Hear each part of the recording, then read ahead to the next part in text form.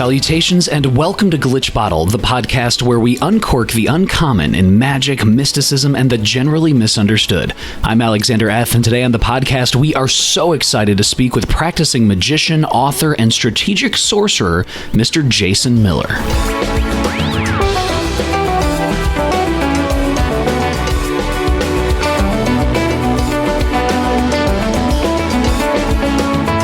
Okay, so this episode is a plethora of excellent advice, humor, and insight from Jason. Jason has devoted 25 years to studying practical magic in its many forms. He is the author of several different tomes of magical insight, including Protection and Reversal Magick, Financial Sorcery, and many others. And Jason's approach is both varied in the sources it draws from, as well as very deep in how fully Jason treats those various traditions and sources. That's because Jason says he has one primary goal for himself and his students: do what is effective and efficient in producing magical results. In short, do what works. Two listeners even reached out to me saying that Jason's work helped rekindle their own motivation to see magical operations through to their end. So in this podcast, we are exploring Jason's book, The Elements of Spellcrafting, where we look at the key points of what Jason says are vital to successful magical results. Jason also shares how to not make lame magical goals. He talks about his Strategic Sorcery coursework, how important it is to make regular offerings to spirits, how to make your entire life more enchantable, and how not to fetishize goal setting in magical workings, and so much more. And so now to help us uncork the uncommon, I give you Jason Miller.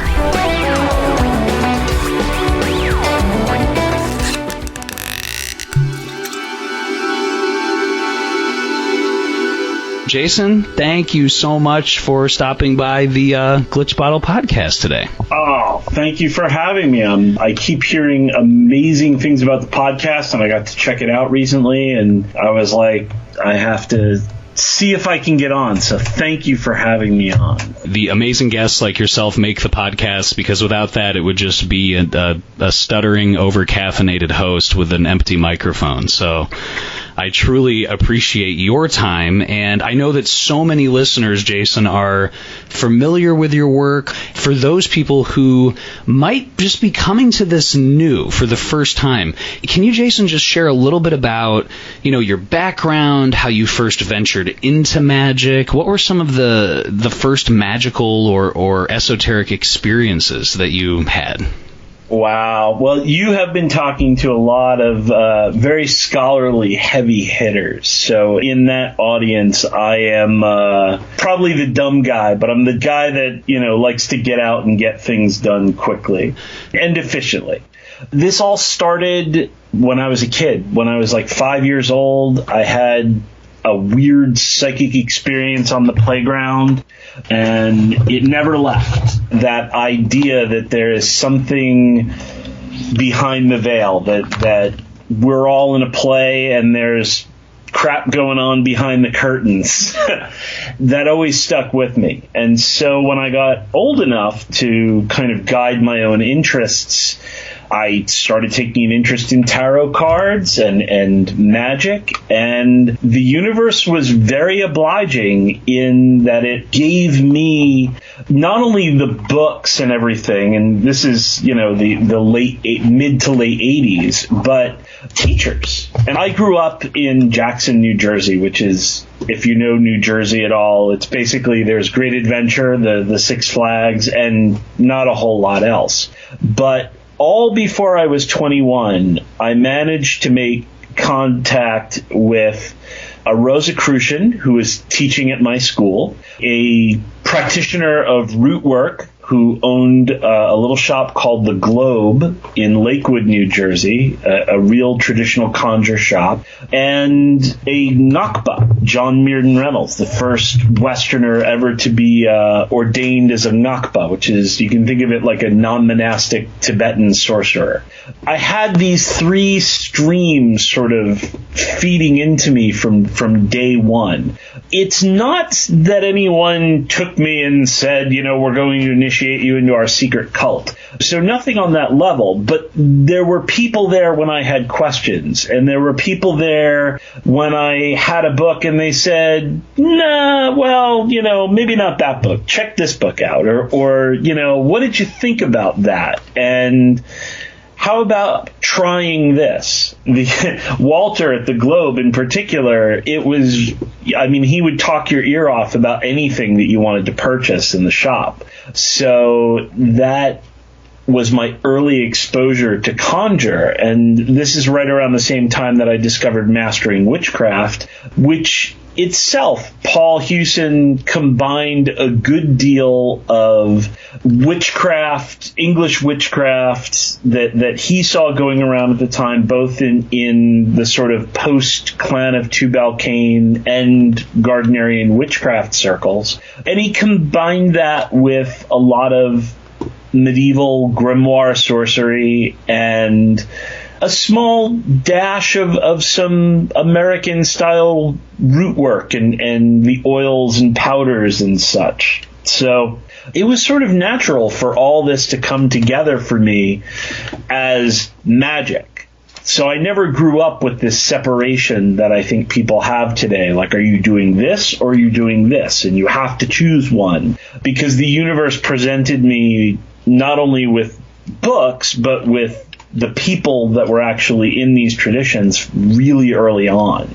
That really emphasizes a pretty important point, because I think a lot of listeners are familiar with that kind of delineation that you just referenced. There's ceremonial / learned magic, which is heavy on the literature and the pre-consecration of tools, and then there's, village magic or cunning man magic, and then there's folk magic and witchcraft and hoodoo, and there's like a constellation of different things, and it sounds like, Jason, you never saw that distinction. For you, was the benchmark just pretty much, if it works, I'm going to stick with it?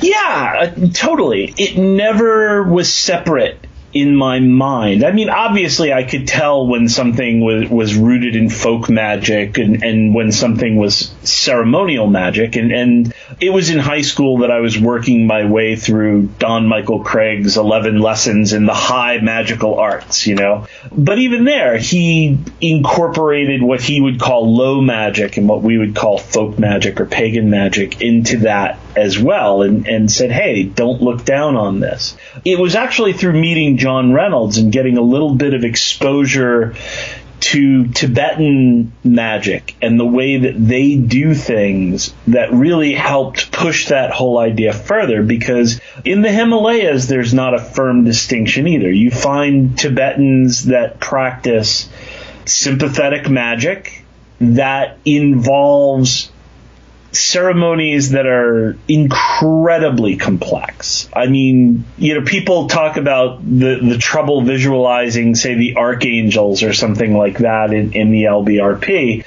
Once you've done visualizing Vajrakalaya with his 3 heads and 6 arms, each one holding a separate thing, and he's having sex with Korlo Gidebma, who has things in her hands and her 2 feet, and you're surrounded by the 4 supreme suns.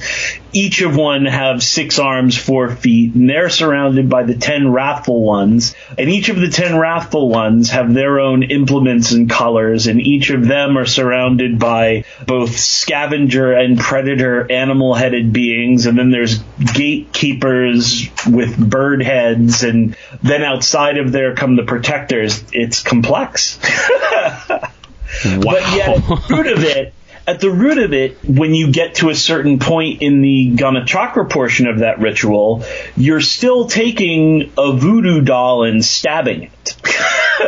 It's a linga, and it represents the demons that you summon into it or the people that you summon into it. And you've got this porba, so it's not necessarily a pin, but it's still, a sympathetic magic representation of something that you want to kill.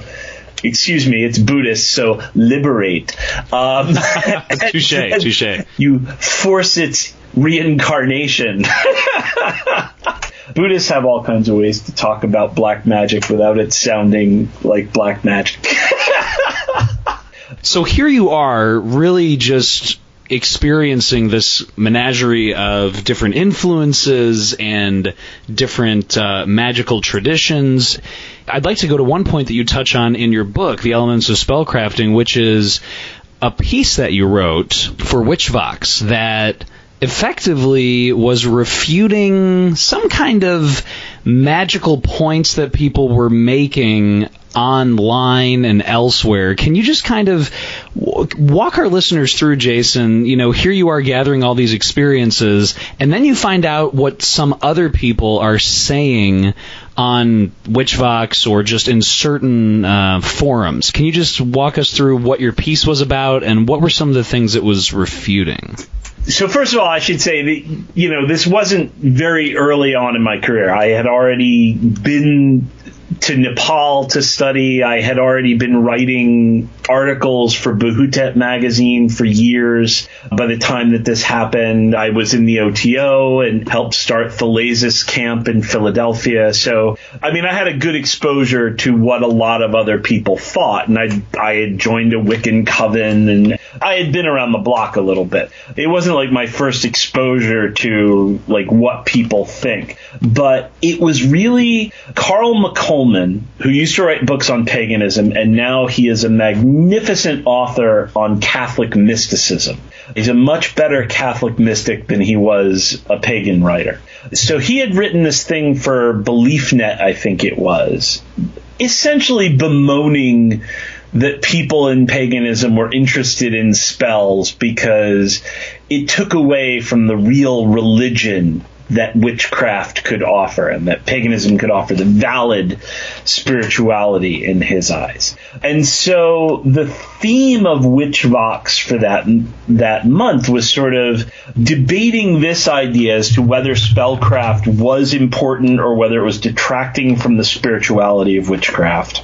As sort of a sub-theme, people latched on to this, and none of this stuff matters anyway. It's all about intent. People were like lambasting the idea that you should have the proper color of a candle, or that buying a skull candle or a person candle matters in any way, because it's all just intent and this kind of thing. And so it was like a couple weeks of just articles like this piling up on Witchvox.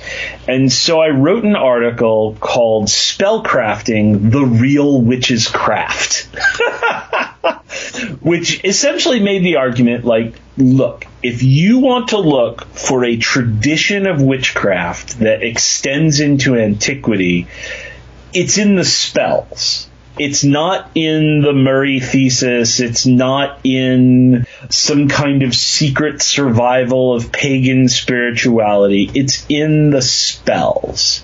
It's in the magic. It's in the spirits. If you want to say that intent is the only thing that matters, then why are you even bothering?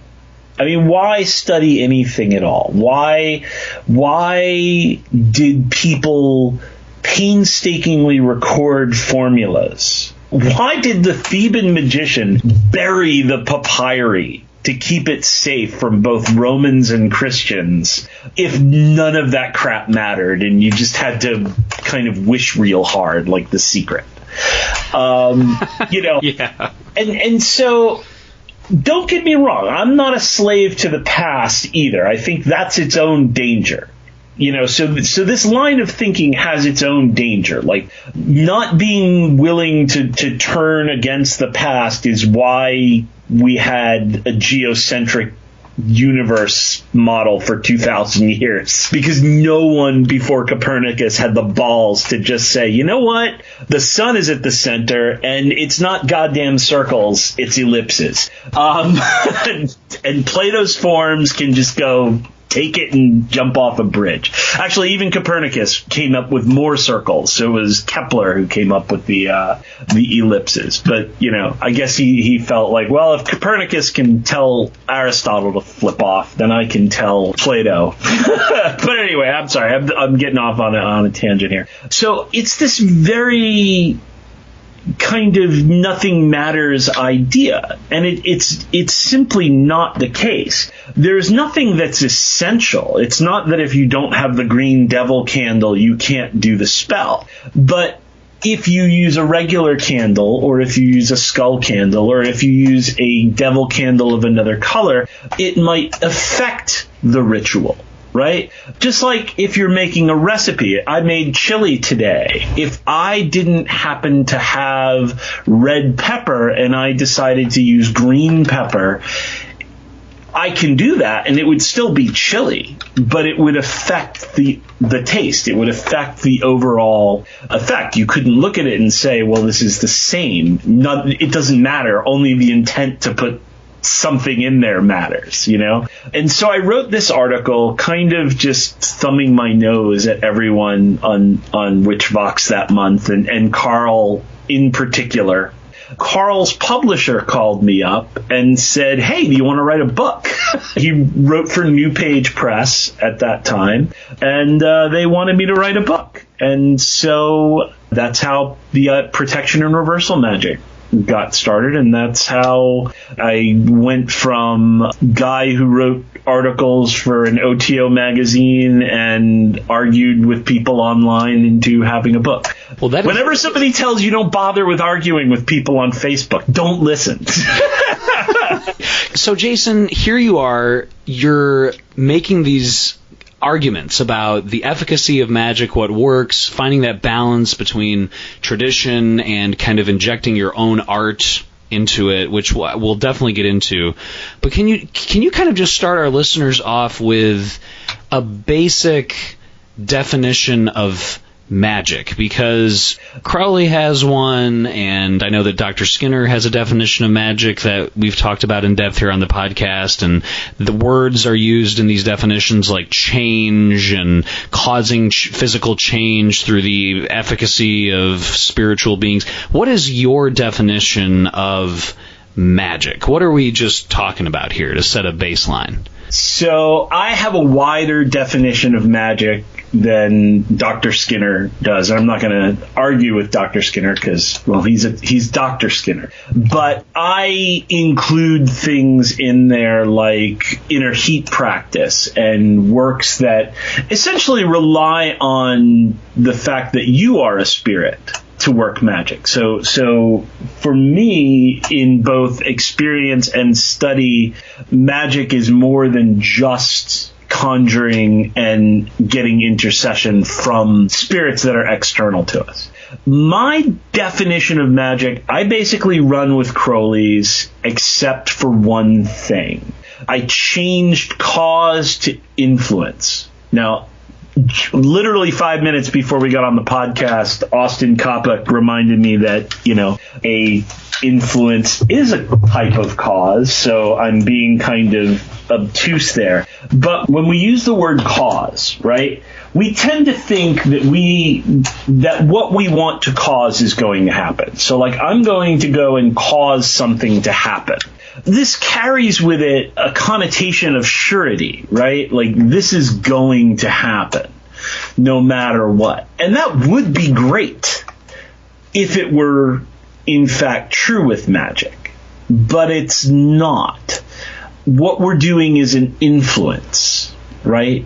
Now, any cause is only an influence. But when I say I'm going to cause something versus I'm going to try to influence something, you hear the difference? It's like one of those takes into account all the other influences. The other one is just sort of like, I'm going to do, this thing is going to happen. This simple change to realizing that magic is an influence along with all the other influences is huge. It's huge in a number of different ways. At least it was for me. For one thing, it eliminated the need to explain away the times that magic didn't do what I wanted it to do. And you hear all kinds of crazed justifications like, well, the magic, it could happen, but it could happen years from now. Like, well, who gives a crap? I don't want it to happen years. Like, if I'm doing a spell for a job, and it could potentially manifest years from now, then what? I don't know if I can curse, but what freaking good is it? Oh, you can curse, please. So what fucking good is that? That's not useful at all. This is not an art worth devoting yourself to if it could just happen years later. And then other people will say, well, it manifested on the astral, which again, so I got a job on the astral now. I need a job here. So these things are kind of like half-assed ways to say that, magic always works. But magic does always work. It's just an influence. I can run up to a boulder and push it. The influence works. I have always exerted influence on the boulder. If I didn't do it in the right place, it won't move the boulder. If I didn't use the right lever, it won't move the boulder. If there's an obstacle on the other side that I can't see, it won't move the boulder. And so not only does this explain the times that magic doesn't work, we can simply look and say, okay, well, the influence wasn't either the right kind or it wasn't big enough, but it then gives us something to workshop. Okay, well, why? What other directions could we have approached this in? People approach things in a different way all the time. You want to get a job? Some people will say, okay, well, I'm going to go and make, say, a Venus talisman so that when I get my job interview, I've got this Venusian energy, right? And then other people want to create some kind of a dominating effect. So they're going in with this really heavy bend-over kind of ritual that they're doing ahead of time because that's their shtick, that, bind everyone and everything to their will. It's not my shtick. And then you've got other people who say, well, Jupiter, we're casting over the overall situation that we're going to create this Jupiterian circumstance to get us a job. And then other people might think, okay, well, I'm going to empower myself, maybe with a solar ritual so that I shine and I radiate and I bring everything into orbit around me. And there's probably a dozen other ways if we were to sit here and brainstorm it. The point is, you can look at that and say, well, that wasn't the right way for this time. You can use divination to see what that is ahead of time. And you can also approach it from multiple angles so that if one thing fails, the other thing doesn't fail. Can you, Jason, talk about something that we've discussed on the show before and something Dr. Skinner touches on, which is the difference between magic and religion? You touch on this in your book very well. I mean, I really enjoyed reading that. And just to set this up a little bit, something that Dr. Skinner, for example, mentions is in Alexandria in the year 100 BC, let's say, Egyptian religion was practiced publicly. There was a lot of people. It involved petitioning a god, begging, asking for some kind of favor. And he says that magic is the opposite. Magic was very, very few people, usually for a private client. And instead of petitioning, begging at the knees of some god, you were constraining spirits. So it was actually active instead of passive. Can you, Jason, with your extensive experience, how does that fit into what you've found in your own magical engagements, the difference between, or interrelationship between magic and religion? It's certainly one way to look at the two, I'll tell you, because you have in prayer this attitude of thy will be done, right? I'm making the request, but thy will be done. And then you have in the heavy constraining magic, you have the my will be done and I'm going to break reality to make sure that it does. So it's sort of an extreme difference. And there's a lot that falls in between those two, especially in the modern era. So, for instance, around the corner from me, there's a Catholic church, and people make prayers all the time. But people also pay to light candles, and then they buy blessed things. And then they might, if they were looking to sell their house in this market, purchase a sell your house kit from the church bookstore.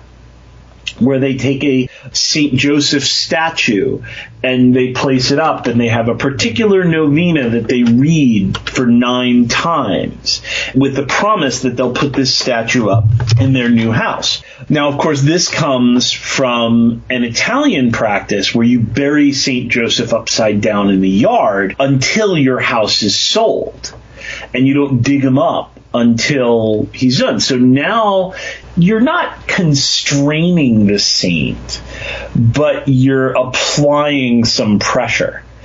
And at what point does this become magic versus religion? At the point that you're lighting a candle because you're doing something other than simply praying? At the point where you are making an offering, or at the point that you're constraining?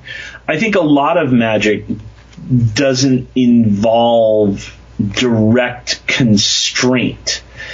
And if we look at, say, magic in the Himalayas, a lot of it involves, for instance, channeling the force of that power through mantras and applying them in special ways that are designed to get something done, but it's still not overt force. We're not taking spirits that have to be constrained and forcing them to do our will. I'm not against constraining spirits. I think that there's a certain category of spirits that you need to constrain, that need to be approached in that way. To some of my own students, I have argued that people should be looking at things like Mengi's exorcism manuals as models for evocation, because exorcism is evocation. It's not the opposite of evocation, as some people have framed it recently. I look at religion and magic as too intertwined almost to be separated. And so what I tend to think of is that magic came first. And I think I might have picked this up from Professor Tifilo Ruiz in his class, The Terror of History, which is about heretics and witches and such. The idea that people were first attempting to influence reality, get it not to rain so hard, get crops to grow, get fires not to wipe out the village. And then religion kind of arises as a way of explaining why that didn't work. Or, it wasn't the will of the gods, So how do we relate to this other world when the stuff doesn't go our way? I tend to view things a little bit that way.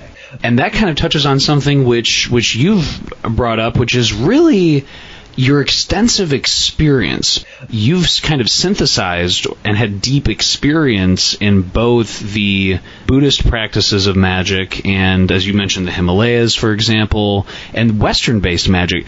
Can you talk about that, Jason, in terms of the connection or the similarities that you found, maybe even that were surprising to yourself, between quote-unquote Eastern and quote-unquote Western magic?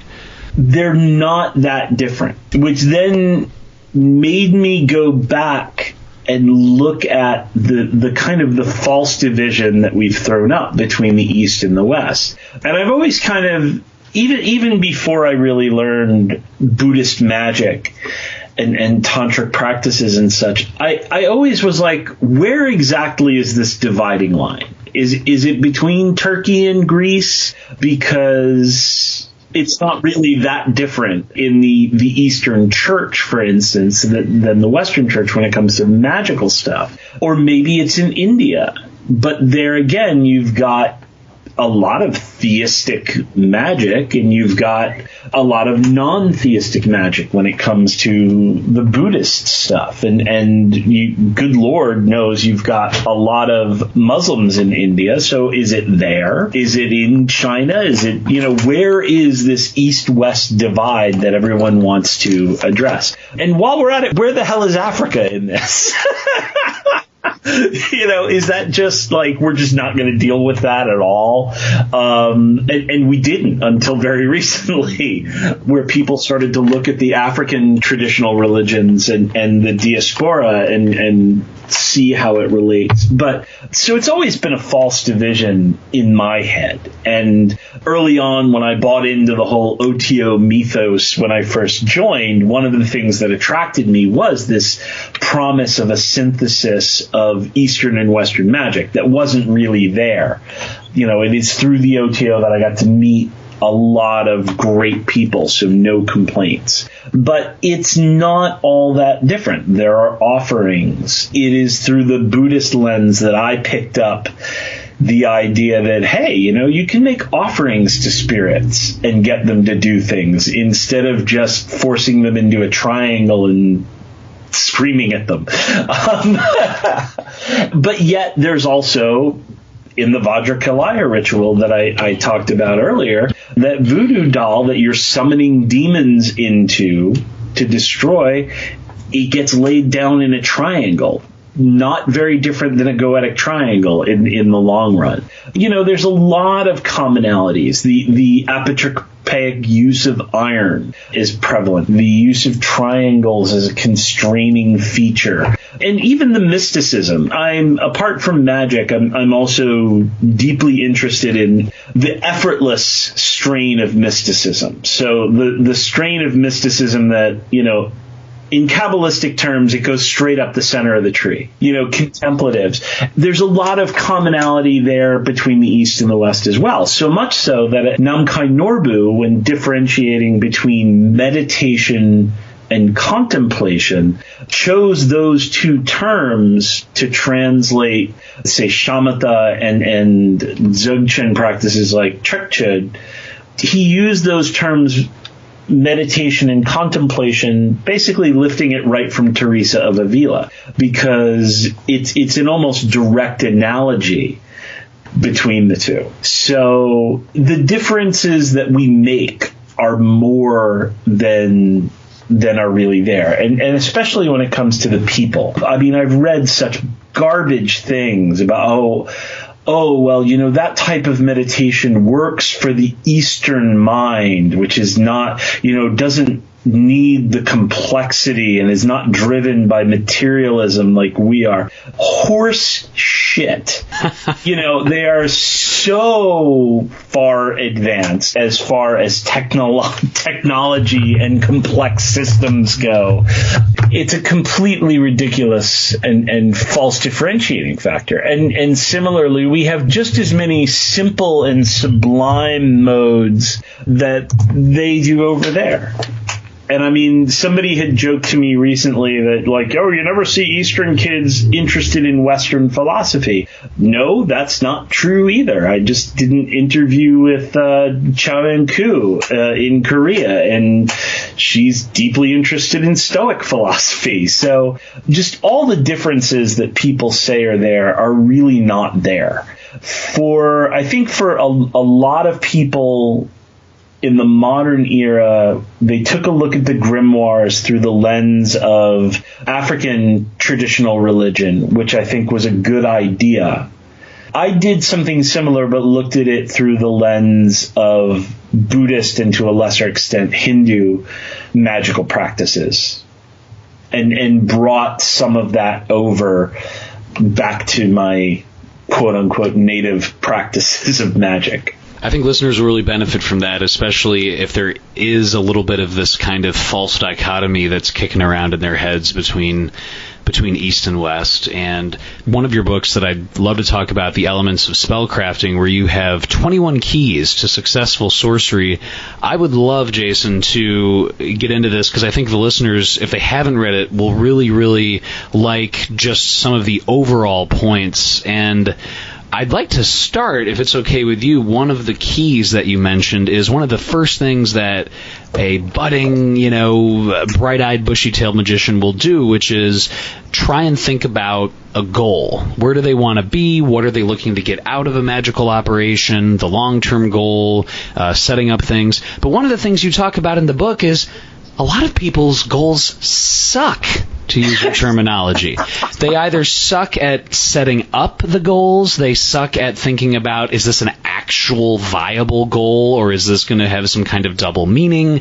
It sucks if it's too exciting, it sucks if it's too boring. So Jason, when it comes to a magical goal, how can people out there make it so that their goals don't suck? That's very much in keeping with the tenor of the chapter, and the name of the key in the book is Stop Making Crappy Goals. Right. So right. This is definitely not a scholarly text, but at the same time, it is. I have been around enough that I have seen that most magic works, but we can spend hours summoning Ouroboros, and then the next day find a wallet in the street with a couple $100 in it and be like, woohoo, it worked. Is that really worth it? Is that really changing our lives? Is this really doing something for us?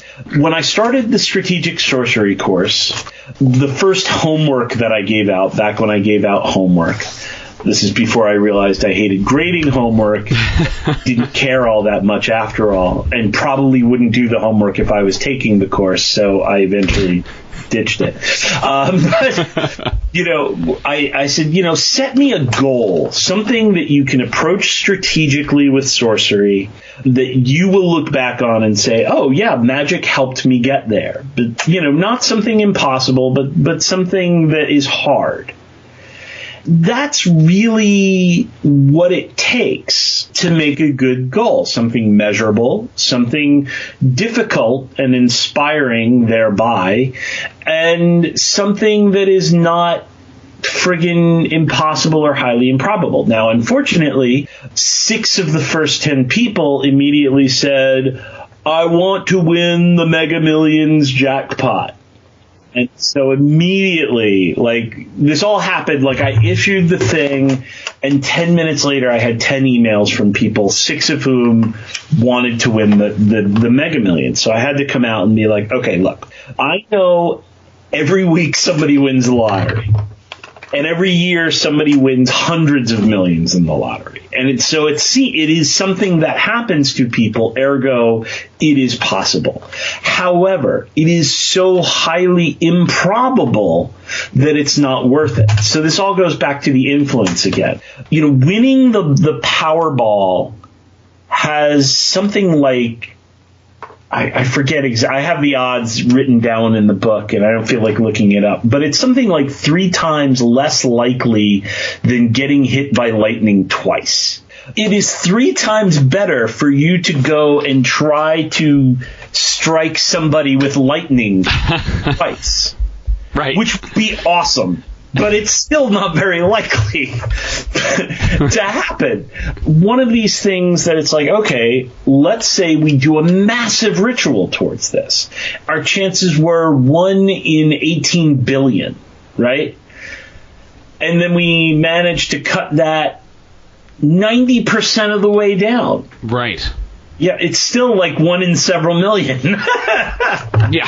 So it's not a good use of our time. It's not a good use of our magic. So we get rid of the highly improbable and, of course, the impossible goals. Anyone who does magic for money gets the requests to make me lose 100 pounds instantly, to please conjure me $600,000 by Wednesday, to, turn me into a vampire, or whatever it is. So you get rid of those goals, and then you look at, okay, what's left? Well, what's left are goals that could be good, but there are also some lame goals, like, getting promoted to manager of the Radio Shack is not really, it might be a step on your path that is necessary, which for me would be handled under micro enchantment. But that shouldn't be a goal that drives us. That shouldn't be a goal that makes us get into the temple and burn some candles and oil up some petitions and summon some spirits. This is not worth your time or energy other than as a stepping stone. And so we get rid of those lame goals, right? And then finally we have to look and say, well, what's measurable? What can we actually chart? So when people say, I want to be healthy, well, hell, man, I want to be healthy too. But what does that mean? How much weight are we talking about? How much muscle conversion are we talking about? What does that mean? I want to be wealthy. In the cartoon at the beginning of the chapter, Harold the sorcerer conjured up wealth, and he found $10 in an old robe, and Salfagor the demon says, hey, 10 more bucks than I got. So, technically he fulfilled the spell, but that's not what you were going for. One of the things you mentioned in the book is, instead of asking for wealth, period, some vague concept, or instead of asking for $60 trillion, you mention setting these goals that have, definable terms, but they're not unrealistic. And I can't remember the exact example, but it's something like, one magical goal would be, I'd like to grow my income or my business by 30% in the next year, and I'd like to do this. Like, can you talk about whether it's financial or whether it's health, exactly, like with muscle conversion? What are the keys? Is it to keep it pretty specific but realistic as well? It should be realistic, but it should be difficult. I'm sure that it would be difficult for you to experience a 50% growth in listenership, but it's not undoable. It's not something that is impossible to happen. You sit down and you say, okay, this is the goal. And then you do what I call a macro enchantment for that goal. Like, that's the goal. I'm going to do some big spell to get towards that goal. Now, it could be the summoning of a demon and constraining it, or the summoning of a spirit and constraining it. It could also be 10,000 Zambala mantras if you were practicing Zambala, or it could be prostrations before whatever saint rules over podcasts. Right. I wonder now. I'm looking saint of podcasting as Saint George Precept, so the unofficial patron saint of podcasts, and so there's a whole bunch. Something big, something big, something grand over this whole goal, and then you break it down. Break it down now, and you see, okay, what actually would have to happen for me to get a 50% bump? I would need to book bigger people. And how would I do that? I would leverage this, that. I would maybe have to find out how to contact some bigger names, because that can sometimes be the only real obstacle that, Robert Downey Jr. would love to be on your podcast, but right. You have no way to get to him. Tim Ferriss wrote something about how to contact famous people and how to frame asks of them that they might respond to. There are ways to do this, and you throw a little mercury in there. Let's get to the right people that will boost this. And then, what kind of advertising am I doing? What kind of advertising do I need to do? What kind of money do I need to do that? And everything you come up with gets some magic attached to it, and that gets you there. Yes. And this leads into something that you talk about in the book, which hints at exactly that last point, which is making your life enchantable. And I'd love for you to kind of share with our listeners about this. And as you mentioned, an example, it's really common. A lot of people, with the Goetia, for instance, they always might try, I'm going to use spirits that can bestow riches, for example. And you used an example in your book when it comes to, say, money. Please tell the story as, way better than I will, but there was a point earlier in your magical career where you asked for, I think it was $3,000, and you got it, but there was a little bit of a twist versus asking for a lot more money, and that came easier. And you talked about magic kind of like water looking for the path of least resistance. Can you just tell us, Jason, about what does it mean to make your life enchantable before you even step into the circle or even start a magical ritual. Right. Well, it all goes back to that first key of magic is an influence. If magic is an influence, then the more able something is to be moved, right, the easier it is to influence. So you make your life enchantable by setting it up in a way that it's easy to influence. So the example that I gave was several years ago. I forget exactly why, but I needed $3,000. I did a conjuration of spirit and asked for $3,000 and got into a small car accident. And this has happened to, God, so many sorcerers and sorceresses that I know out there where they've gotten the insurance payment as the result of their money magic. I think the most famous example would be Rufus Opus. In this case, it was just, my car got dinged up. And I got a payment of just over $3,000. And my car was still drivable. So I had to use the $3,000 for what I needed for, but I had to drive around in a dinged up car. So not optimal. It made what I wanted to happen, but not optimal. So 2 years ago, I needed something like $10,000 in a short amount of time. I think I was trying to fund a retirement thing before a deadline that would get me a special tax bonus or something, And so I needed this money in a short amount of time, and it was a lot more money. And so I did essentially the same spell, and it all just came because more customers signed up for one thing. I had an idea for a particular class that I put out to my community, and the community responded better than normal. Like more people took that class than normal. And so the extra 10 grand rolled in the next 2-3 weeks without any real difficulty or problem at all. And the reason is that my life is much more enchantable now. I work for myself doing this kind of thing. I make more money than I ever used to at a day job. What I do is highly volatile in the sense that it relies upon direct purchases from people, not a wage given to me by a company. It's more enchantable. People that work on commission or who own their own business lead more financially enchantable lives than people who work for the government. It's just that simple. Because the government job is stable, but it is set. It is very hard to move that bureaucracy. So there's almost no influence that you can use to get that amount of money from that job. So it's got to come from somewhere else if it comes at all.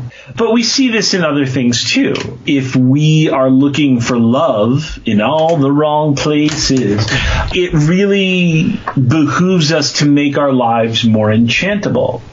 For some people, this really involves nothing more than, introducing yourself to the shower and new set of clothes and maybe get rid of the neck beard. For other people, they might take it further and maybe do a little work on their social skills. These are skills that can be mastered and honed. This was something that back before the pickup artist community became this misogynistic nightmare that it has turned into.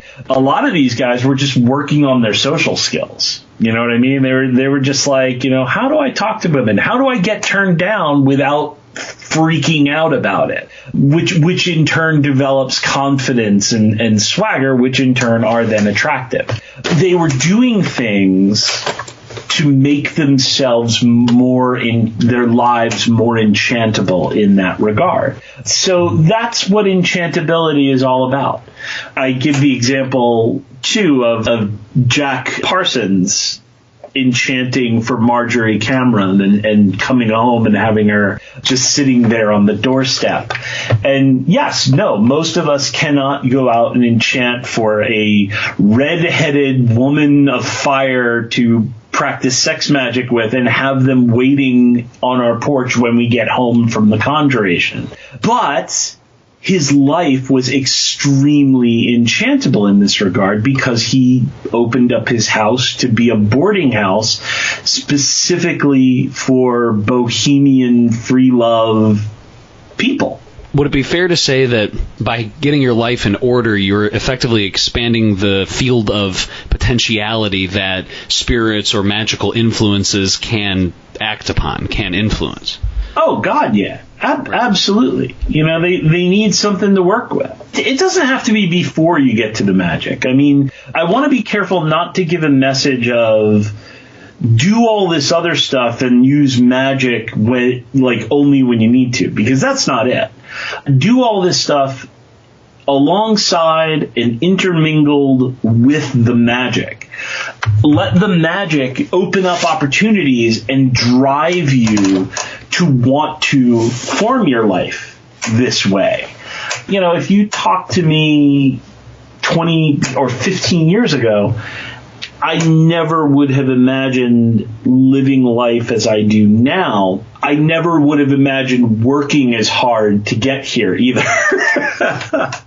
You know, the magic opened up an opportunity, and then I stepped through that door, and then I do the work to cultivate that, which then opens up new opportunities for magic, which then opens up new doors, etc., etc. If the lonely neck-bearded guy that I'm making fun of is like, well, you know, what's the point of doing magic if I have to, you know, cut down Skyrim back to 60 hours a week? And no, go ahead and do the magic. Do it today. Do it right now. And then go out and say you're going to block out more time to meet people, other people who play Skyrim that you might be interested in. And then let the meeting of that person drive you to kind of be even better, you know, clean yourself up more and get yourself together more and get your financial life in order and get your health in order and let the magic keep driving you for that. It works, but it's this dance, you know, of the magical and the mundane that creates success. Absolutely, Jason. And you know, that touches on another point that every single guest that I've had on the podcast, Fred Rashan-Chassan, Aaron Leach, Rufus Opus, Jake Stratton-Kent, pretty much everyone has said the same thing, and I'd love to get your take on it, which is, to just horribly borrow a phrase illegally from Nike, just do it. Don't talk about it. And one of the things you talk about in the book to that end is how to not fall in love with just setting goals. Can you kind of talk about that? Because I think there are people out there who might say, I've picked a grimoire, for example, and that's the one I'm going to do, and that's awesome. And then nothing happens for like 3 years. Can you just kind of like, how can people avoid falling into that trap of simply just falling in love with their goal setting as opposed to goal doing? People love to talk, and that's why, you know, and people love to read, and people love to plan. It's worthless. It's worthless without action. It is absolute. Like, people say, well, you know, and I've written it down, and that's something that's nothing. It's nothing. You haven't done anything. It's even more depressing because now you know what you should do, and you just, you know, you're not doing it. But people don't just do this with magic. They do this with everything. I mean, shit, I do this. I'm going to lose 50 pounds. I'm going to lose 30 pounds. What do I need to do? I need to go buy a Fitbit. Got to have a Fitbit for that. I should join a gym. Okay, wait, I've already got a gym membership. I just haven't been using it. Okay, well, before I go, I should probably update my gym short wardrobe and maybe get some headphones, right? Oh, yeah. I got to track this somehow. So let me go and get a nice new moleskin notebook that I can write everything in with some nice pen. And because I'm magic, I should sigilize it all. And so people get really, like, up their own ass about creating this fetish of goal setting. Damn it, Jason, stop describing everything I do. Stop it. I do it too. I absolutely do it too. But it's bad when I do it. It's bad when you do it. It's bad when everybody does it. Yes, and absolutely. So it really is just a matter of you've got to pull the trigger and actually do the thing. And that goes for just pure magic as well. You've got to just take the plunge and do it, because what happens is people get paralyzed by learning. This was not as much of a problem in the 80s when I was coming up as it is now, because now you've got, you want to conjure a spirit?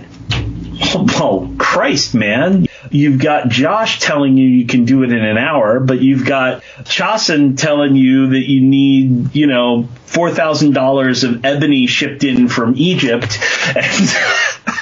And then you've got Jake telling you that you don't want to do that for an angel because they're not, goetic. So you should instead get some lye and start, making that vellum for the Grimoire Verum. It becomes this insurmountable task of absorbing everything that's out there before you do anything. And it's impossible to do now because people like me put out more books than collectively than you can read. And you just have to take something that sounds good, like that sounds plausible. I'm going to run with it. And then you can, by all means, keep reading. But now you have experience within which to place this reading in context. And you'll read things and say, well, that doesn't really fit with what I've experienced here. And maybe you'll do that with something I've written, and because I've done it with something that other people have written, and much of the new book is me going, no, that's not right. Like in practice, this really doesn't look like that. As Shia LaBeouf said in that Constantine book, it's really not like the books, is it, John? That's right. Yeah.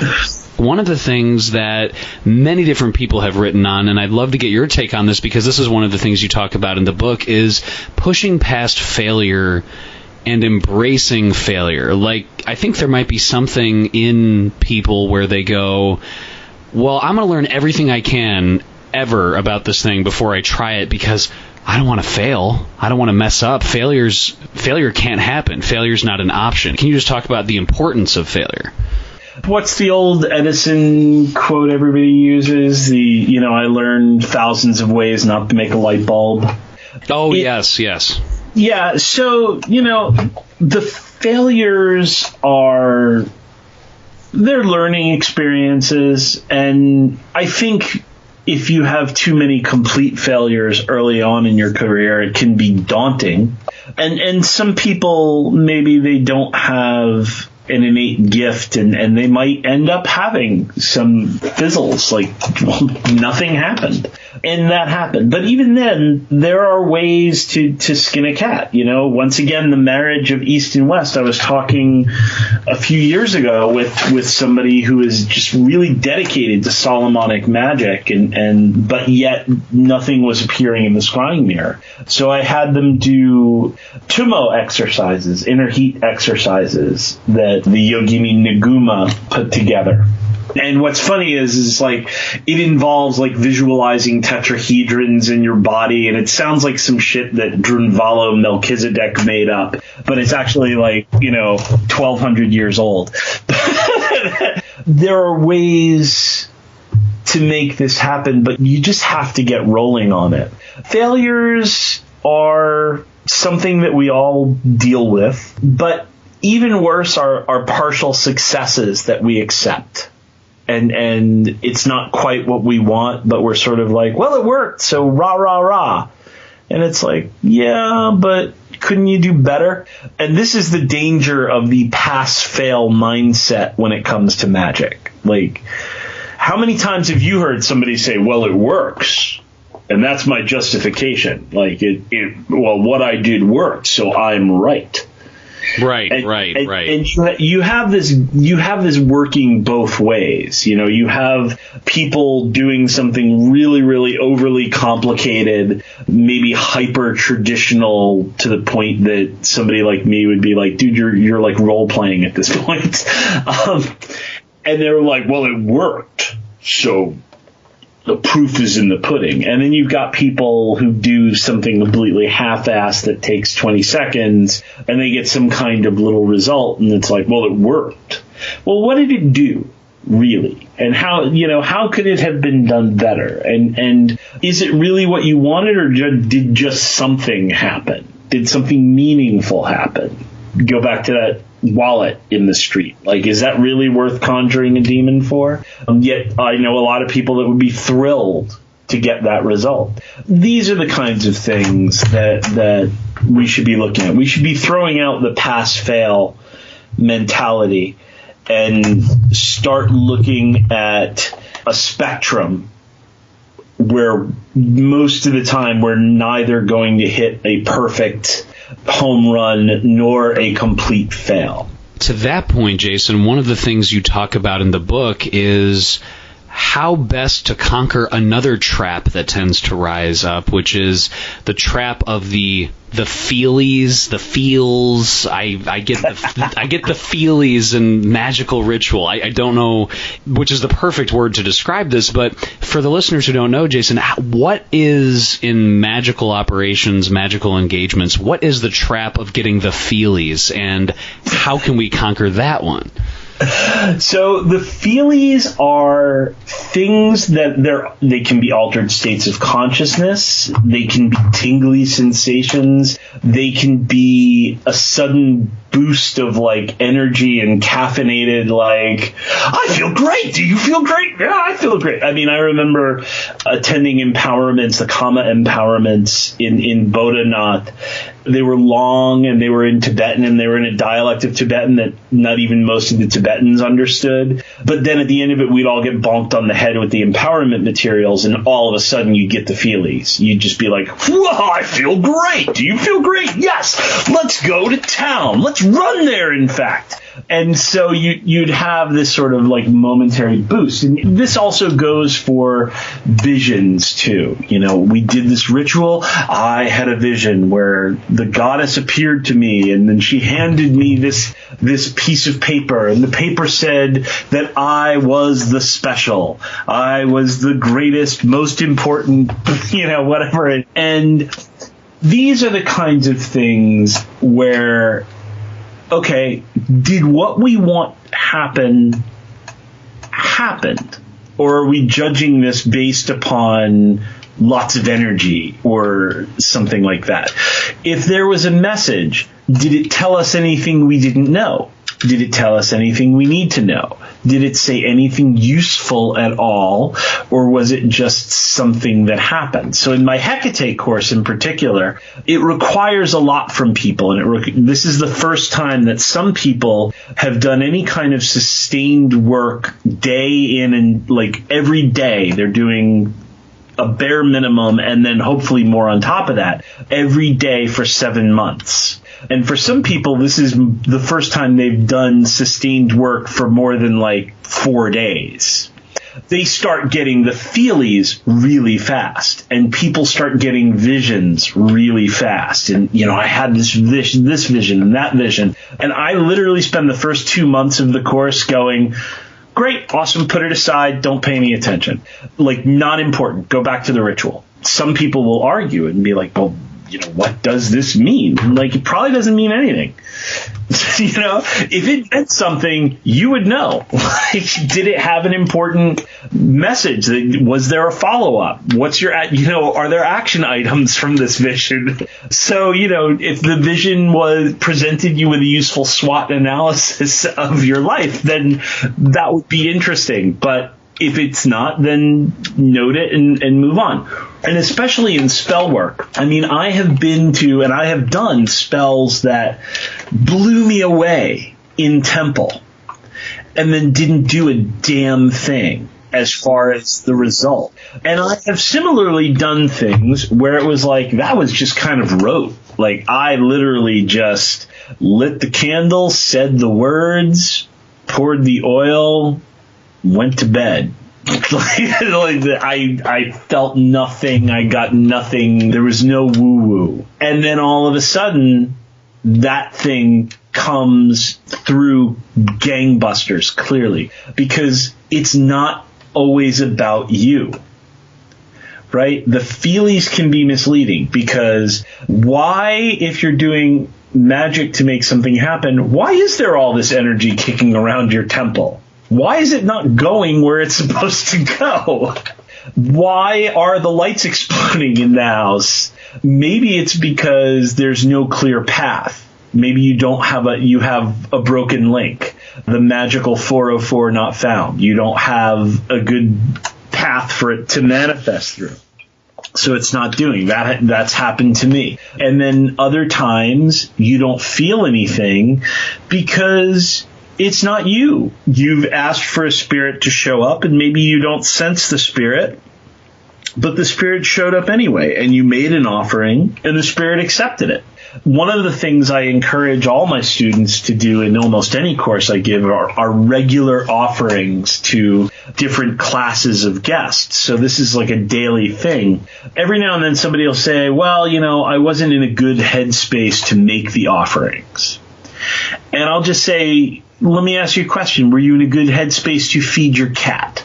Or did the cat not get fed because you couldn't fully enjoy the feeding of the cat? So if you're setting incense outside and pouring wine at night, or you're pouring libations in the morning, and you're waking up and you're setting out incense and libations so that the spirits of the area that you live in, the guardian spirits that you're connected with, the gods and goddesses that you have sought to make a relationship with. If you do this on a regular basis, you're not going to have the feelies every day. But it's super important that you do it every day for the same reason that it's super important you feed your cat.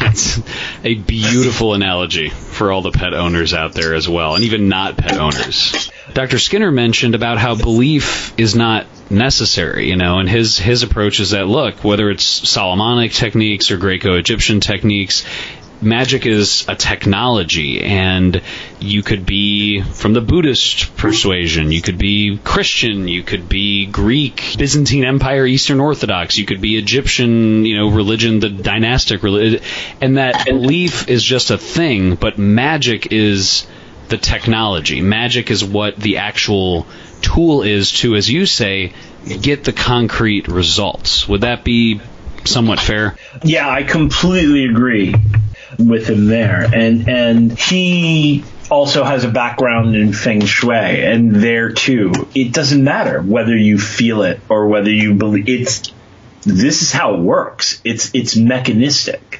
And so, yeah, absolutely. I'll go one step further because, like I said, I did my time in the trenches of chaos magic. Recently, I coined the term K-animism, the way that people are marrying chaos magic and animism to sort of bring in more traditional ideas about spirits back into those practices.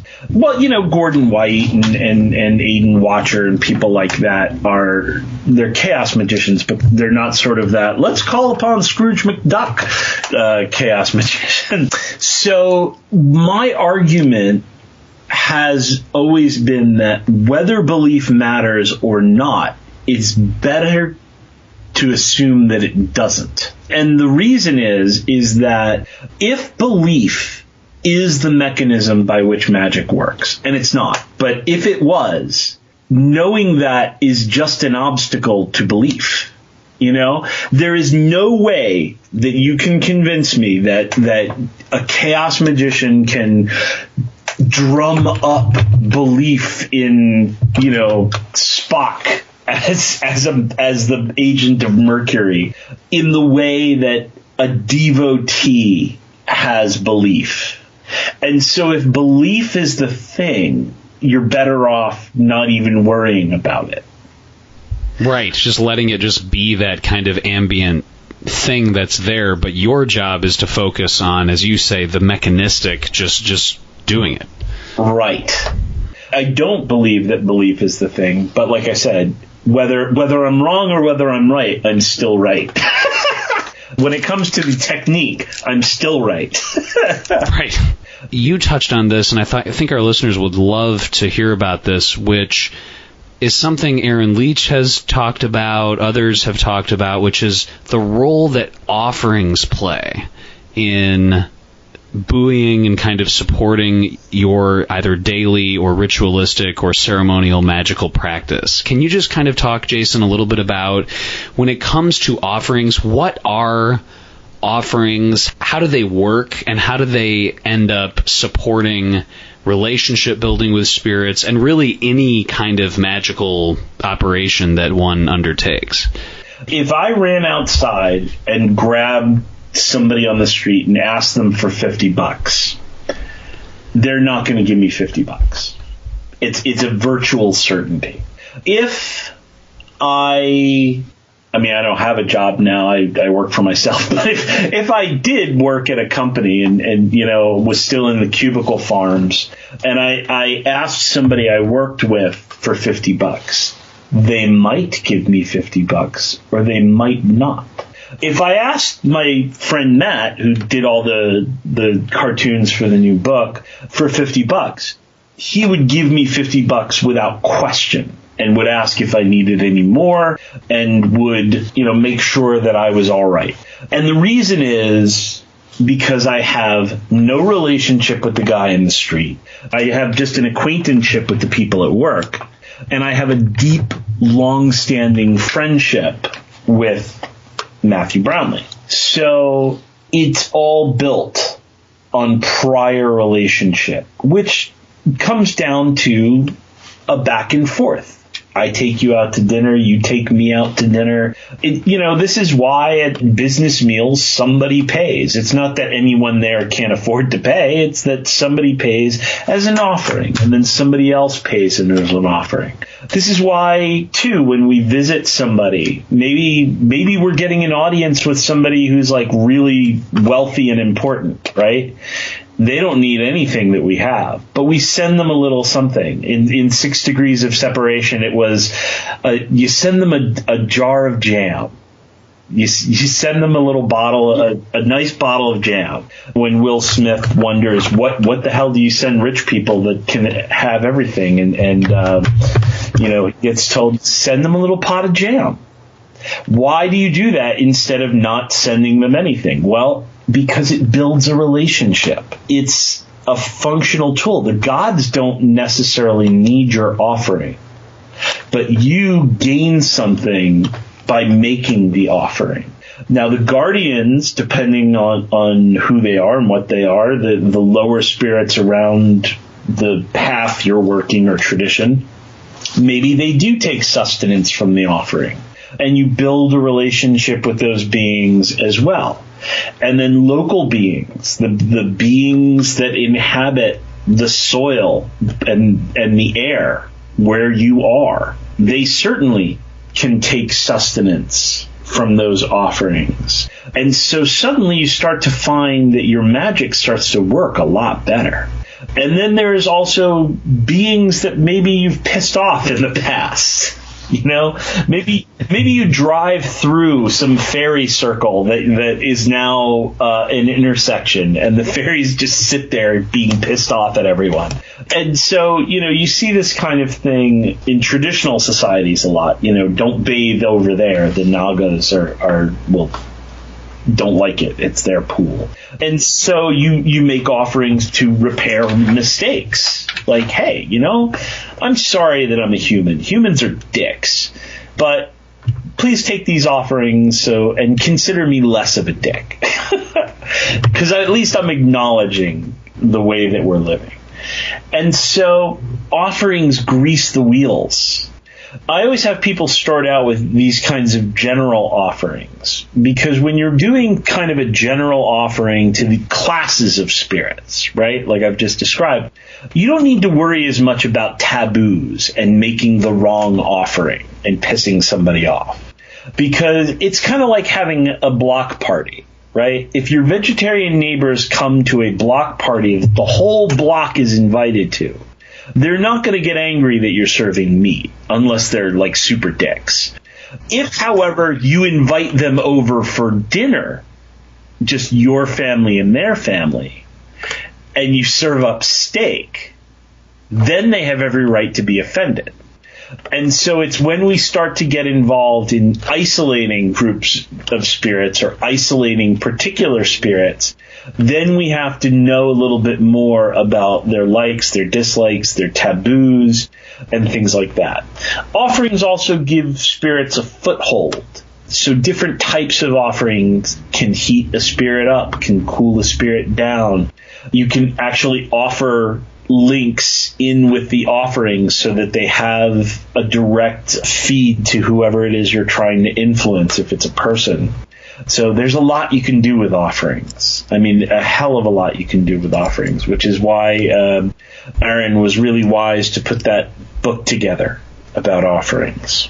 I really think listeners will take to heart your advice, because it comes directly from your own experience on your path and what you've been able to share with students. And to that point, Jason, speaking of Aaron and Frater Ash and Chassan, we do have some listener questions from them, and so I did want to...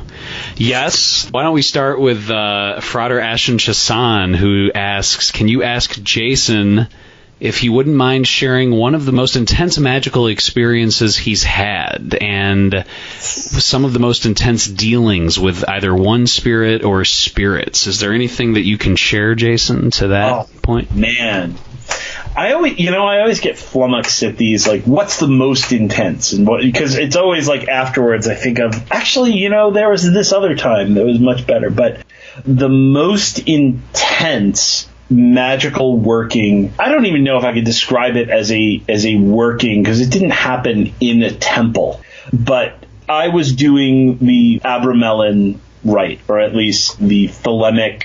It started off with the thelemic Liber Samic version of it, and then midway through the process I got a copy of Hans Dieter Bett's translation of the papyri. Somebody had just passed me the Rite of the Headless One as it's written in the papyri, and I scaled it down. I took out all the pentagram drawing and crap like that out. It took me 9 months. And at the time, I kind of approached magic. I knew the spirits were real, but I didn't have any concept of constraining demons as that being important.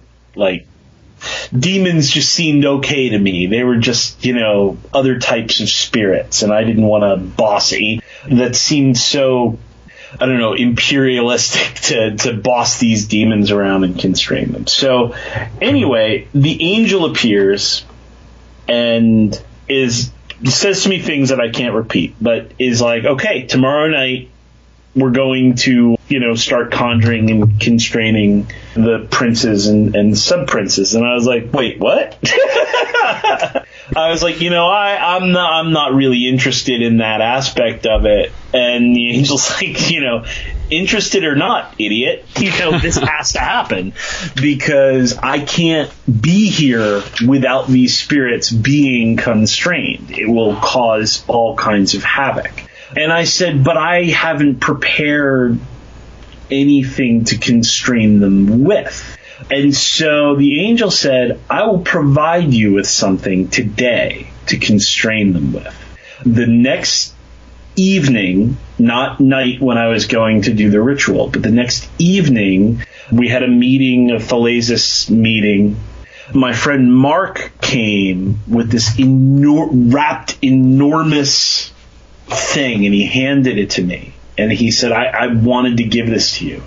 And I unwrapped it, and it was this 6-foot-tall Egyptian was.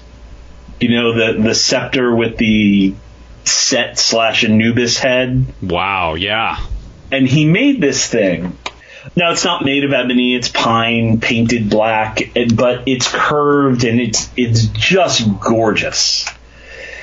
It's a little beat up now from 20 years of use, but it's just gorgeous. And that was, okay, there's no doubt now, this was not mental masturbation. This was not finally me just working myself into a frenzy, and 3 months after I thought the ritual was supposed to end, finally inventing some experience for myself to have because it said something was going to be provided physically, and it provided it instantly.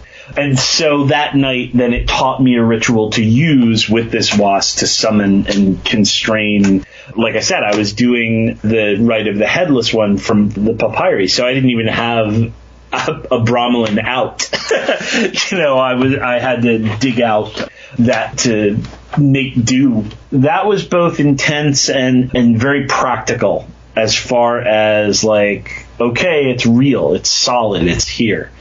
And I try to get students of mine to the spirits can appear and they can, but what are they saying, and is it coming to pass? Then it's important. I once wrote down like 5 pages of apocalyptic gobbledygook from a really intense experience doing some Enochian work. And it was all apocalyptic. It was like Donald Tyson's Enochian apocalyptic kind of stuff. And I was like, oh, maybe he is onto something, because this is really... And, the spirit was like, you need to publish this. You need to let people know. And you're the one who has to do this. And it really like played to my ego. And I looked at it and I was like, all right, if this is true, putting this out there will not help anyone.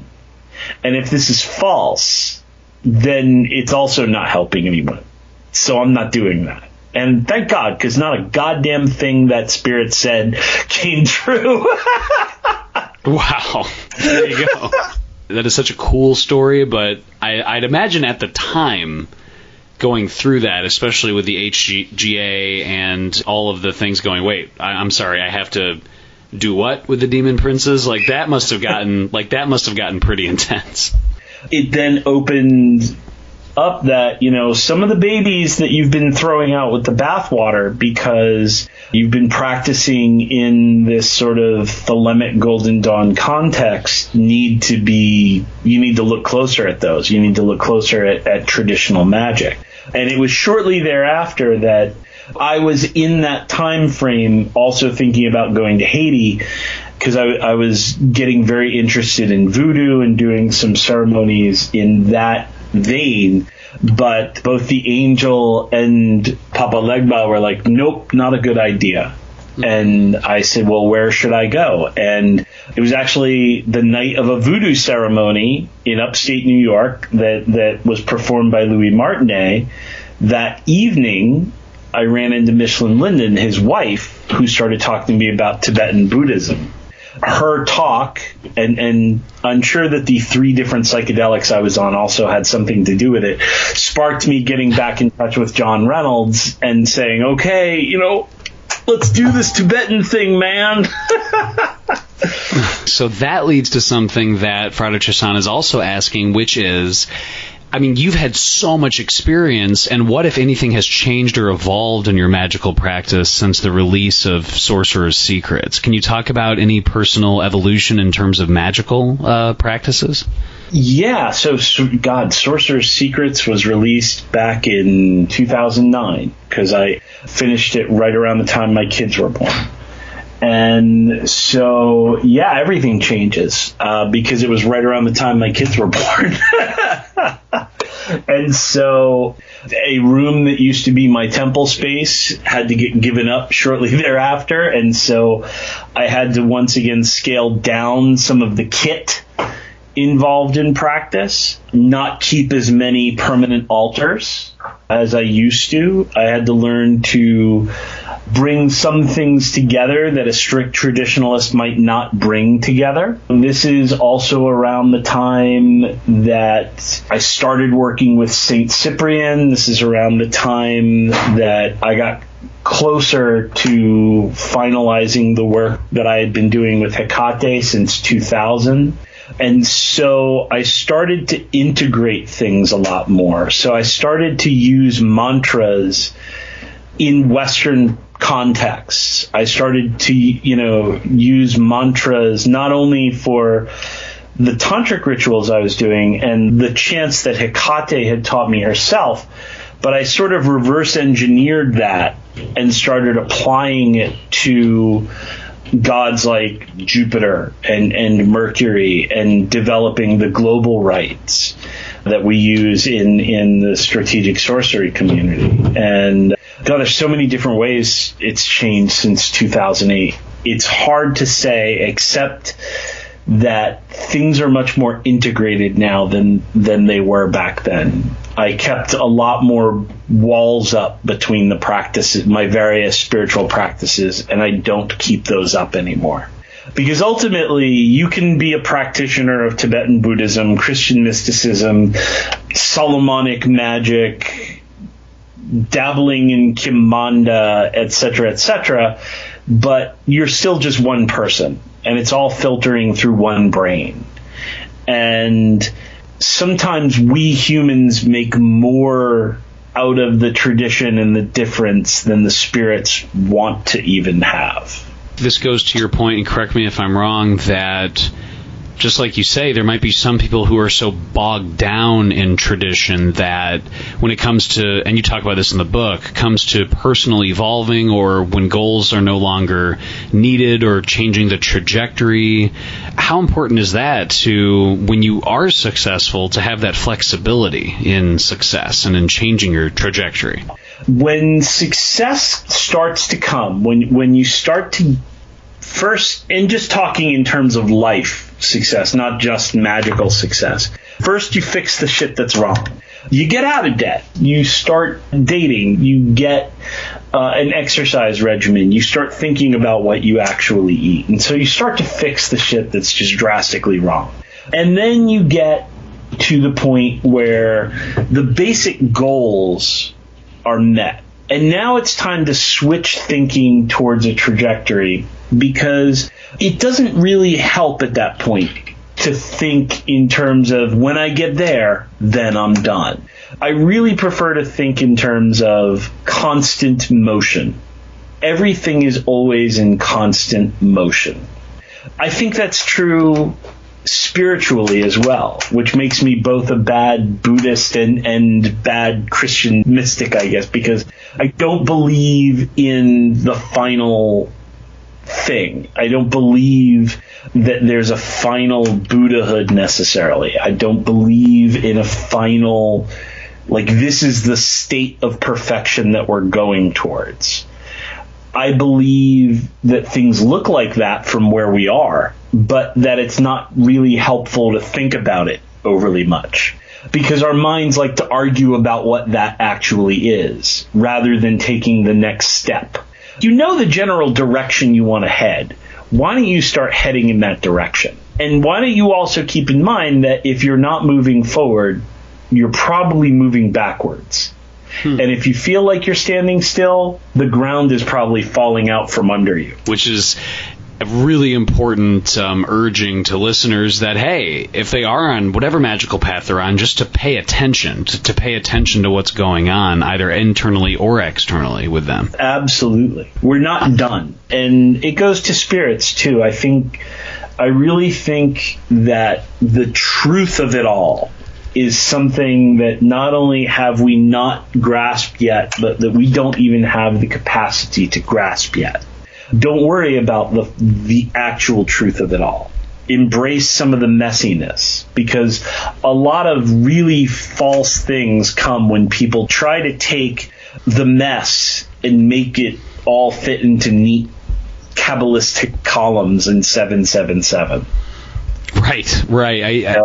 I think it was Frater Ashen Chassan who mentioned that that's the very reason why it's called occult or hidden, is that you can remove 1,000 veils, but there's always another veil. There's always more mystery underneath that.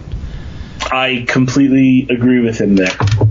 Well, I do have one more question from Frater Chassan, but before we get there, I do also have a question from Aaron Leach, who had a question for you on a topic, Jason, that Aaron has fielded questions on this topic in the past from people online about people asking how can they undo magical spells once they're cast. And if they ask a spirit to do something and all of a sudden they realize, I don't want that spirit or I don't want that effect to happen, how can they go about reversing, undoing those? And so Aaron wanted to know if you could share some of your thoughts on this subject, because he mentioned that this very topic, you've spoken about in the past, about possibly reversing, or how to, even if it is possible or not, how can you undo spells once they're cast?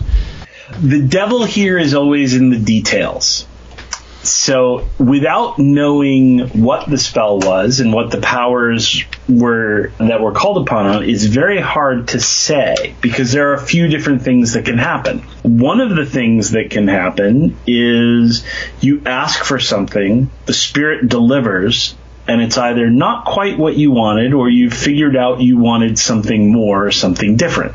One of my students that's like one of my big heroes, actually, because she did this, is she decided to go back to work after her kids were in school, and she was working with St. Catagene to get a 6-figure job, which was more than she had ever been paid before.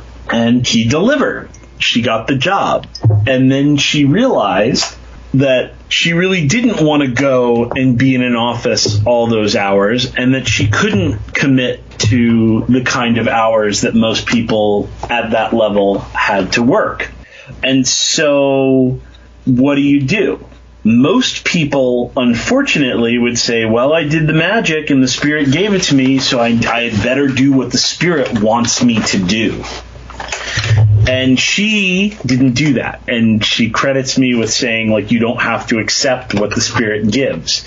And she went back. First of all, she thanked the spirit and she made the offering she promised. That's number one, right? Like, if I hire you to do work for me in the house and I decide, like, that I want something else, I still have to pay you for the work you did.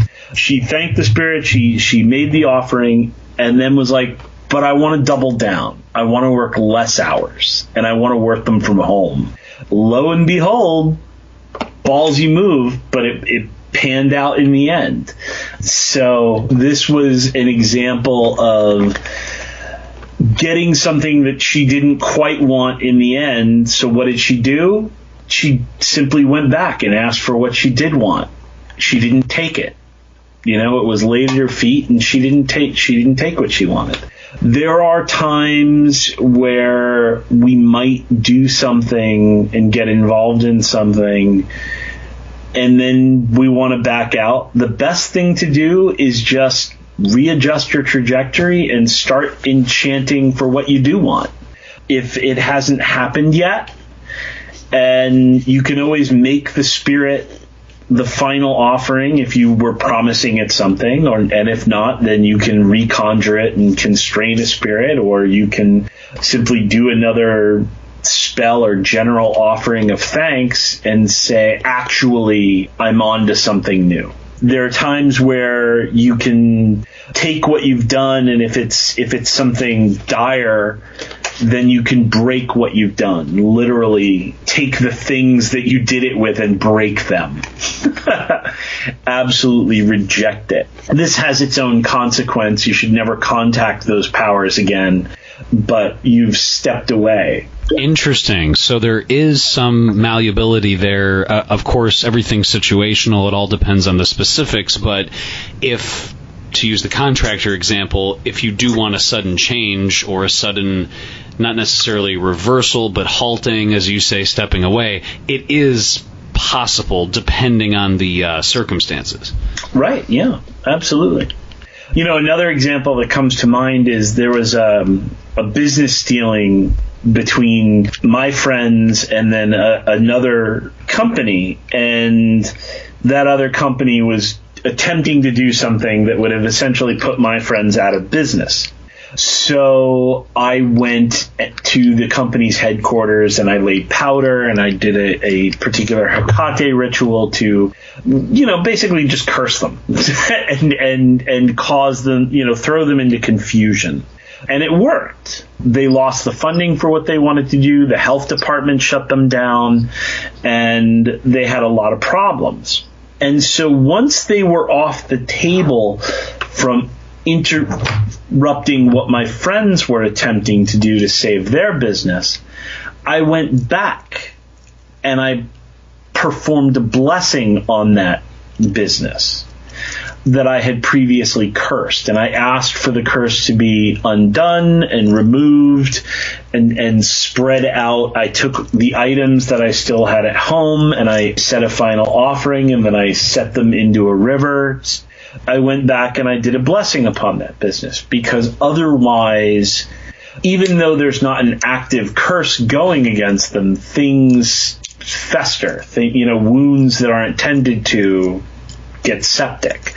And the same thing happens to cursed people that don't know that they've been cursed. Sometimes even when you conjure for something different, both things will maybe find a way of coming to pass. And sometimes you just have to accept what happens. There was a case where a man and a woman were in a ritual. It was the same ritual, and they each got to ask for something as part of that ritual. And they were trying to get pregnant at the time, or they thought they were, but his wife had second thoughts. So she actually put in a petition to not have a baby, and he put in a petition for her to get pregnant. And what ended up happening is that she did get pregnant, but lost the baby. So it was a disaster. But in the end, everything had to come to fruition. And that's the weird thing about magic. We can't always control. I say magic is a rhizome. We plant it under the ground and it kind of goes where it goes. And sometimes it's the path of least resistance. And sometimes we have to look at it and why? Why that? Why that way? That didn't, and because we're not clairvoyant, clairaudient, and omniscient, we don't necessarily see all the factors at work. There is one last question here from Frater Ashen Chasan, who wanted to know, what does Jason see as the largest obstacle for people coming into magic for the first time? Now, you have tons of students, there's people that you've mentored, and people coming in for the first time. What's the biggest thing that might trip them up when they first come into magic? Wow, what a good question. The biggest thing that can trip them up when they get into magic at this stage in the game is talk. In the 80s, and really, I hate to be the old guy that talks about the old days, because I think it's wonderful that there is so much information now. I would have killed to have the 6th and 7th books of Moses done in the way that they're done now, and to have the translation of the Key of Solomon that Joseph Peterson did. It's wonderful, but people build a practice around not practicing around reading tons of books and arguing about those books on Facebook. And they start to talk about things in theory and why this would work in theory and not work in theory, and I don't think that's true in theory. And there's very little practice. And when people do bring up the practical experiences that they've had, it even gets dismissed by the armchairs because, oh, well, that's just your unverified personal gnosis. Everything at one point was personal gnosis. And people can say, well, it stood the test of time. But has it? You know, the Nag Hammadi library, it didn't stand the test of time. It was fucking buried. You know, so were the papyri. They didn't stand the test of time. The grimoires, well, the many, many people over time who have worked with the grimoires, well, how many really? Because we have a lot of copies of the books, but it's not like we have, when Frater Chasson dies, there's going to be more than books laying around. There's going to be all of his kit that you're going to look at. Why don't we have any of this? Why is there not? We have D's in a museum, but we don't have a lot of other people's. You know, that's a very interesting point. I'm like ashamed I've never even thought of that before, but just as an aside, that is interesting that there's not a plethora of scrying devices and consecrated heptameronic swords and things like that. You would think there would be so much of this crap that like little local museums would have them. People talk and people argue, and with social media, it's more of that than ever. And so get down to business. And it doesn't have to be grand. It doesn't have to be perfect. It doesn't even have to be right, because most magic will do something, but let go of the idea that it works. So therefore it's right, because that just lets you off from honing your craft. It's something that you're working on, that you're honing, that you're perfecting, that you're hopefully dedicating your time to. And so if you're going to do it, and God, I don't know why you would, unless you really felt a calling to dedicate yourself to it, because otherwise it's just the stupidest thing in the world to do.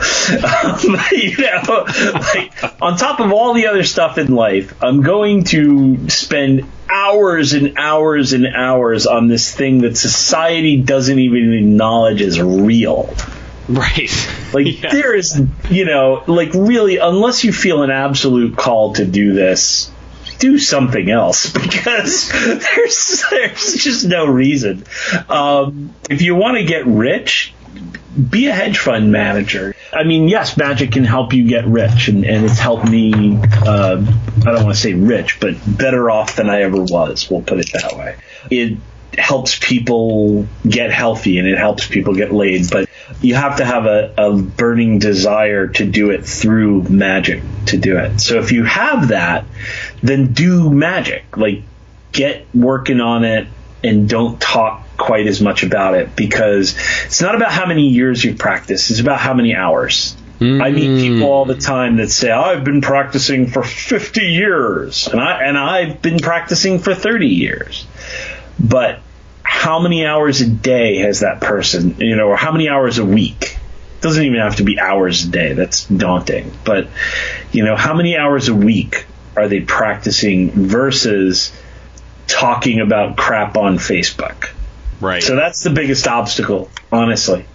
Incredible advice, and yet again another reminder to, I know myself, and I know listeners have mentioned to me in email and in the comments about that it is about being kinetic with this stuff. And that was one of the most interesting things about the elements of spellcrafting your book, 21 Keys to Successful Sorcery, because it really leaves you with this impression of, okay, Jason is really saying, get off your ass, do it. That's the main theme. If it works, and if it is effective, and if it's worth it, and if you can not fall in love with setting just the goal, and if you can actually do it, then do it. I mean, it was very motivating, I have to say. Well, Jason, I do want to talk about this Strategic Sorcery training course that you have. A lot of the elements in this book, the elements of spellcrafting that you wrote, ties into this Strategic Sorcery training course. Can you tell the listeners a little bit about this course? What's some of the information that you'd like them to know about it? Sure. So I have a lot of courses right now. But the first course I ever wrote, and the one that is still the best if people want to they decide they like my books and they want to go a little bit deeper with me. The best intro to Jason is the Strategic Sorcery course. And it's a year-long course in practical magic. It is probably the only course designed that assumes you are also practicing other types of magic. So it is not, now you will do this and only this and so on. So it assumes that you probably are coming from another tradition, that you're interfacing with other types of magic.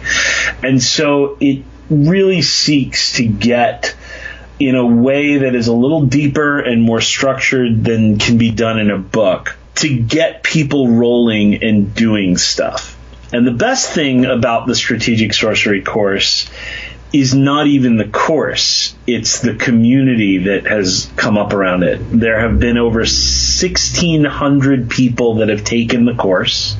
And so we have a secret group on Facebook that people tell me is the only reason they're still on Facebook, because the rule is essentially politeness, and then there are some rules that aren't things that aren't fruitful to talk about, and then I get to break any rule or just set the tone. But, of course, yeah, because it's good to be the king.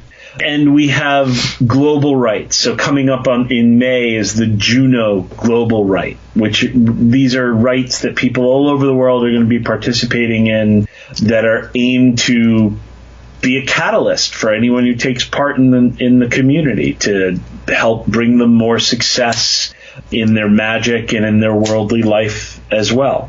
We have constant field reports. So people are doing stuff and they're reporting in on what they did. And it's not all success stories. People obviously will see the testimonials and things that I've extracted with permission from the field reports, because I'm not an idiot. I don't put, this didn't work out so well for me on the ad for the course. but right. But at the same time, people do write in also with this didn't pan out how I expected, or I didn't get anything from this. Let's workshop it, and so that's encouraged too. Let's see. Maybe this wasn't the right thing for you. Maybe there was a link missing. Maybe we could approach this a different way. So there's a lot of this that goes on, and it's like $150 for 52 lessons, and this really incredible community of some people now that are very accomplished in their own right that participate. So I'm super proud of it. And from there, I have all kinds of other courses that are more in depth. So people that want meditation, I have a Take Back Your Mind course. People that want a balls to the wall PX90 magic that's legitimately hard. The Sorcery of Hecate course is that one that's really challenging for people, but has a big payoff when they do it. I've got a strategic business course just for people that own their own business or want to own their own business and do magic with it, because I'm very passionate about entrepreneurship and the potential of magic, because it's a more enchantable life. To that point, Jason, can you remind the listeners in terms of the specific website that you'd like them to go to? And they can find you on Facebook too, right? They can find me on Facebook, but you can just Google Strategic Sorcery or go to strategicsorcery.net. And you will find my website, and it will have the Strategic Sorcery blog, which has nearly a decade of articles and ramblings from me. it tied in with other bloggers like Joshua Gabois and Aaron and so on. And you'll find the course offerings and how to sign up for a consultation if you want a reading or a consultation with me. So, I read the Marseille Tarot mainly, but you'll find me there, and you'll find links to the books, which you can purchase anywhere books are sold. Last question for you is, people are listening to this, and we would hope that they're motivated, they're ready to go, this has kind of perhaps rekindled some of their interest in magic, or if they're just tuning in. What are the 2 or 3 just things that you really want listeners to take away from? Things that might be advice, might be key points to keep in mind. Just what are the things that they should remember in addition to everything we've talked about that maybe we haven't touched on yet? Well, the one thing we have touched on is offerings. Study the making of offerings. I mean, honestly, in your own words, right today, go outside, pour a cup of whiskey on the ground, light some incense, and then in the morning do it again, pour some tea or coffee or water on the ground and light some incense outside or in the backyard, and just in your own words, give that to the spirits. And then you can research, texts and rituals, and we have ours and everything. But honestly, get making offerings. It makes a huge difference. I'm a big pusher of meditation. Get set up with a regular daily meditation practice. There is nothing that in magic or in life that is not through your mind. So having a clear mind and a grip on your own mind is sort of key to everything. I can't imagine anything more fundamental than that. Particularly when we're talking about spirits, it's rare that a spirit speaks in a way that can be picked up by an audio recorder. So therefore, whether you hear it audibly or not, it's coming through your mind. So having a sense of what's your mind and your thoughts is really important. And meditation is not the only way to do that, but it is the best way I have found to do that. I don't necessarily think people should run off to retreats because they can be destabilizing unless you have a practice that you're rooted in. But a regular practice is a great thing to do, meditation. And then beyond that, pick the magic you're most interested in and get to it. Start making the mojo bag, start conjuring the spirits, start chanting the chants, whatever it is. Get right into it. Jason Miller, this has been an awesome conversation, and cannot thank you enough for taking the time and stopping on the podcast today. Hope to have you back again soon. Oh, thanks, man. It was great. This was a great one. And thank you for listening to this episode of the Glitch Bottle Podcast and helping us uncork the uncommon this fine day or night or wherever you happen to occupy space-time in your occult lairs, your summoning towers, or your cloistered libraries of the esoterically awesome. You can check out previous episodes and other magical Glitch Bottle news on YouTube, youtube.com/glitchbottle, and subscribe and download free episodes anytime on iTunes, Stitcher Radio, and on Spreaker.com. Just search Glitch Bottle and enjoy. Also, please make sure to subscribe and follow us on Twitter at Glitch Bottle, all one word. Our intro music is the track Tornado by David Zeste. Our magical interest is fueled by sincerity, passion, amazing guests, and a copious amount of clinking coffee cups. Until next time, this is Alexander Eth reminding you to invoke often, uncork the uncommon, and keep the light.